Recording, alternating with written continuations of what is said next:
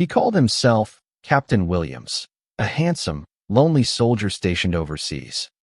To my grieving grandmother, he was a second chance at love. To me, he was a parasite with a stolen profile picture and a Nigerian IP address. He thought he had found the perfect victim. He had no idea his victim had a grandson who gets paid to hunt people like him for a living. He was about to learn that trying to scam my family was the most expensive mistake of his life. My name is Leo, and I work in cybersecurity. But this isn't a story about my job. It's about my family, specifically my grandmother, Eleanor. After my grandpa, her husband of 52 years, passed away, the silence in her house became a physical presence, a void that left her vulnerable. And a predator, sniffing out that vulnerability from half a world away, decided to fill that silence with lies. He was a romance scammer, a ghost who preys on the lonely, and he targeted my grandmother with the precision of a wolf, singling out the weakest member of the flock. When I discovered his plan to drain her life savings, I didn't just report him. I decided to become the ghost that haunted him back. I took control of the conversation, posed as my own grandmother, and began a 3-month-long game of cat and mouse. This is the story of how I hunted a predator through the dark alleys of the internet, turned his own con against him, and executed a scammer payback so complete, I didn't just take his money. I took his entire operation. The discovery began with a phone call. It was my mom, her voice tight with the worry she was trying to hide. "Leo," she said, "have you talked to Grandma lately? She seems distracted. She mentioned a new friend she's been talking to online, a Captain Williams." The name was so cliché it was almost comical, but there was nothing funny about the cold knot of dread that formed in my stomach. My grandmother, a 75-year-old woman who still thought of the internet as a magic box, was the perfect target. She was lonely, grieving, and from a generation that still believed in the inherent goodness of people. That weekend, I drove down to her house with a box of her favorite tea and a heavy heart. We sat in her kitchen, the same kitchen that always smelled of baked bread and my grandpa's pipe tobacco, and I asked her about her new friend. Her face lit up in a way I hadn't seen since before Grandpa got sick. She showed me his picture on her tablet, a handsome, silver-haired man in a crisp military uniform, the American flag prominent in the background. His name was Captain Daniel Williams, a U.S. Army surgeon on a secret peacekeeping mission in Syria. His profile was a masterwork of predatory fiction. A widower, a hero, a lonely man who just wanted someone to talk to. He had been messaging her for a month. His messages, which she proudly showed me, were a textbook romance scam script, filled with flowery, over-the-top compliments, vague but heroic stories of his mission, and a constant emphasis on trust and destiny. He had already started laying the groundwork for the scam. His internet access was spotty, so he couldn't video chat. He was in a dangerous location, so he couldn't receive packages, but he could receive gift cards. "Just small things, Eleanor," he had written, "so I can buy some decent coffee here. It's the little comforts that get you through." She had already sent him $500 in Amazon gift cards. My blood ran cold. It wasn't the money, it was the violation. This parasite, this faceless coward, was using a stolen photo and a script of lies to sink his teeth into my family's grief. I had to explain it to her, gently, that this man wasn't real. I did a reverse image search on his photo right there at her kitchen table. The real man was a retired German dentist, whose photos had been stolen from his public Facebook page. The look on her face when she realized she'd been talking to a ghost, it wasn't just embarrassment. It was a deep, profound shame, as if she had betrayed my grandfather's memory. She started to cry, and in that moment, my grief for my grandfather was eclipsed by a white-hot, righteous fury. This scammer hadn't just tried to steal money. He had stolen her dignity. He had taken her most vulnerable moment and twisted it into a weapon against her. Confronting him, blocking him, that wasn't enough. That would be letting him get away, free to find his next victim, his next lonely grandmother. No, this wasn't going to be a simple block and report. This was going to be a hunt. That night, After my grandmother was asleep, I sat at her kitchen table with her tablet, and I became Eleanor. I sent Captain Williams a message.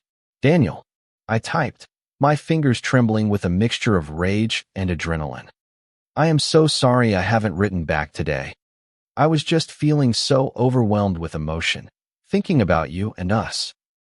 His reply came within minutes. My dear Eleanor, your words are a balm to my soul in this dangerous place. Do not ever apologize for your feelings.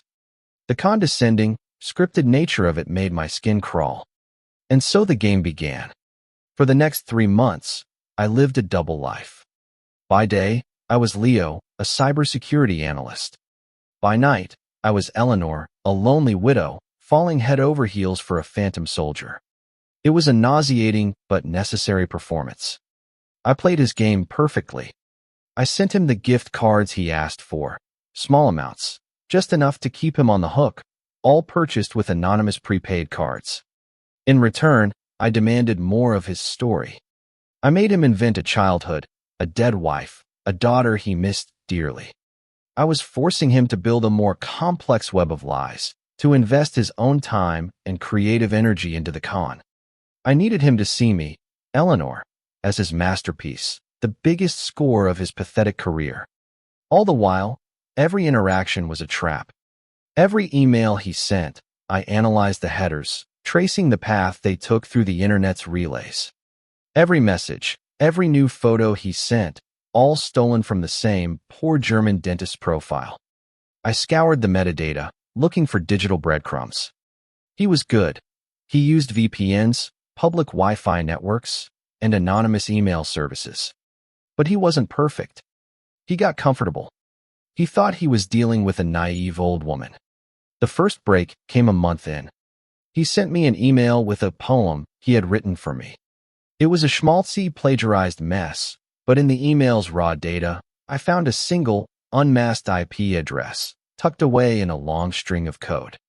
It was a fleeting, momentary lapse in his security, probably a VPN that had dropped for a split second, but it was enough.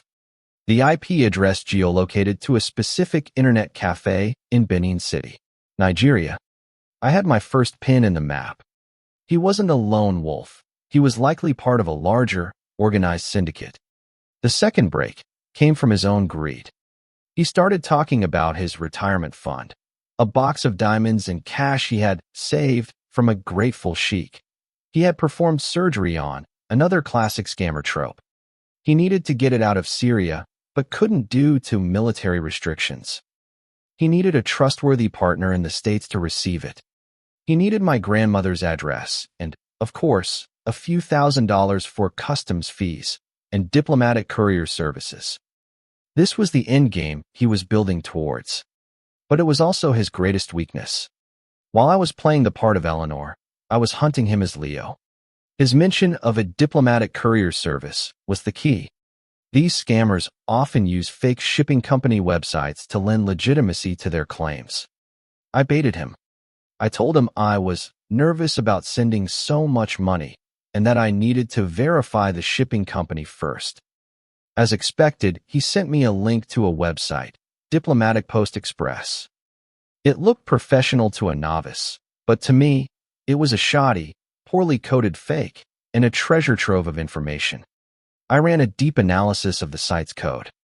It was hosted on a cheap, anonymous server, but the registration information, while fake, had been paid for with a specific type of cryptocurrency.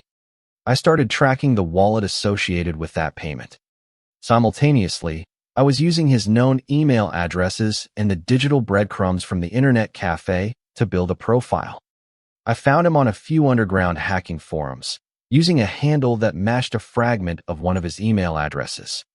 He was a low-level player, bragging about his romance clients and asking for advice on how to cash out crypto without getting caught. He was arrogant, sloppy, and he was leaving a trail. The final piece of the puzzle was the trap. I needed to get him to consolidate his funds. I needed to get him to put all his stolen money in one place that I could access. I used his own greed against him. I told him, as Eleanor, that I had come into a massive inheritance from my late husband.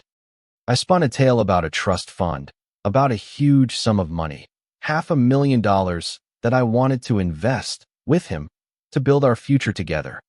But there was a catch. I told him my banker was very strict and that, for international anti-terrorism reasons, I could only wire the money to a single, verified bank account that had a certain amount of money already in it, to prove it was a stable, high-value account. It was all corporate nonsense I made up, but it sounded official. I told him he needed to have at least $50,000 in a single accessible crypto wallet for my banker to approve the transfer. He took the bait. The prospect of a $500,000 score was too much for his greed to resist. For the next 2 weeks, I watched through the digital backdoors I'd established as he scrambled. I saw him cashing out gift cards, consolidating funds from other scams, pulling all of his dirty money from various untraceable wallets into one primary high-volume crypto exchange account.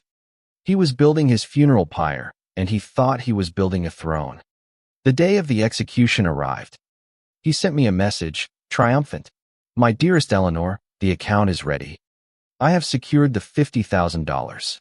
Send me the final wire instructions from your banker, and we can begin our new life." Attached was a screenshot of his crypto exchange account balance. A little over $58,000. His entire criminal enterprise sitting in one digital basket. What he didn't know was that 2 weeks earlier, when he'd asked for advice on the hacking forum, I had been the one to answer him, using a fake handle. I had helpfully recommended a specific, secure crypto wallet app for him to use, an app that I myself had created. A perfect clone of a popular app, but with a tiny, malicious piece of code hidden inside. A keylogger that had been sending me his login details, his password, and his two-factor authentication recovery codes for the past week. I sat at my desk, my heart pounding. This was the moment of justice. I logged into his crypto exchange account. His password, ironically, was Eleanor My Love 1. I had complete access. For a moment, I just looked at the balance. $58,342. The sum of countless heartbreaks, the life savings of dozens of other victims. I initiated the transfer, not to my own account, that would be illegal, but to a secure, anonymous wallet I had set up, one that was linked directly to a registered international charity that specialized in helping victims of elder fraud and abuse. I was not just taking his money. I was giving it back to the very people he had stolen from. As the transfer was processing, I messaged him from Eleanor's account. "Daniel, my love, the banker is ready, but he needs you to read him the 12-word security phrase from your wallet to finalize the transfer on our end." His reply came instantly. "Of course, my love." And he sent me his 12-word security phrase, the master key to his entire digital financial life. A phrase I already had, but that I wanted him to hand over willingly as a final act of utter humiliation. The transfer confirmed. The balance in his account read $0. I waited a few minutes, and then I sent him one last message, not as Eleanor, but as me. "Hello, my name is Leo. Eleanor is my grandmother. The money is gone, all of it. It has been donated to a charity for victims of people like you. You see, I work in cybersecurity, and I found everything.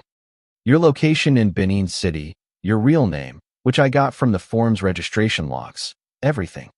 If you ever contact my grandmother or any other member of my family again, I will forward this entire dossier to the Nigerian Economic and Financial Crimes Commission. They are very interested in people like you. Have a nice life, Captain."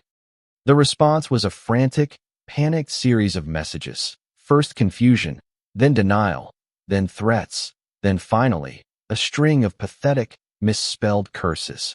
And then, silence. He was gone. A ghost, exorcised by the light of the truth. I never told my grandmother the full extent of what I did. I just told her that the man was a fraud, that he had been stopped, and that she would never hear from him again. The shame she felt slowly faded, replaced by a renewed sense of caution, but also of love for the family that had protected her. A week later, I received an email from the charity, an automated receipt for a donation of $58,342. It was the most satisfying email I have ever received. It wasn't about the money. It was about the justice. It was about turning a predator's own tools against him and using the proceeds of his evil to fund the healing of his victims. This experience taught me that the modern world is filled with faceless monsters, parasites who hide behind keyboards and prey on the vulnerable. But it also taught me that we are not helpless. We can fight back. We can be smarter, more patient, and more ruthless than they are. That is the story of my scammer payback, of how I hunted a romance scammer to the ends of the internet and took everything he had. I also want to hear your stories. Have you, or your loved ones, ever been targeted? What's the wildest scam you've ever seen? I'll be happy and ready to read your stories and see how many who'd share their experiences in the comments.